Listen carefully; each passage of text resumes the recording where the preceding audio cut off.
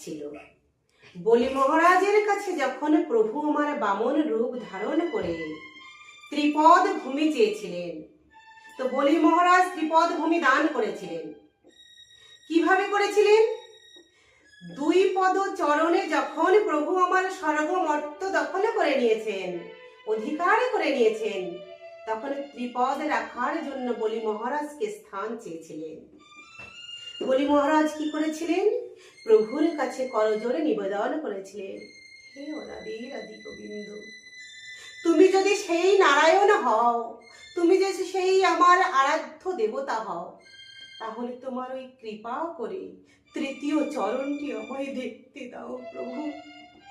আমি তোমাকে ওই তৃতীয় চরণে রাখবার জন্য স্থান দেব, কিন্তু কৃপা করে তোমার ওই তৃতীয় চরণটি আমায় একবার দর্শন করাবে প্রভু।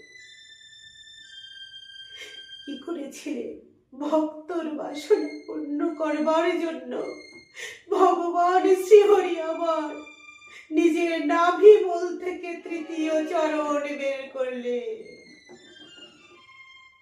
বলি মহারাজ তখন নিজে চরণে দেখে বললেন, প্রভু তোমার এই চরণে রাখবার জন্য আর কোন স্থান নাই, আমার মস্তক পেতে দিলাম, তুমি আমার এই মস্তকে তোমার ওই তৃতীয় পদ রেখে দাও প্রভু।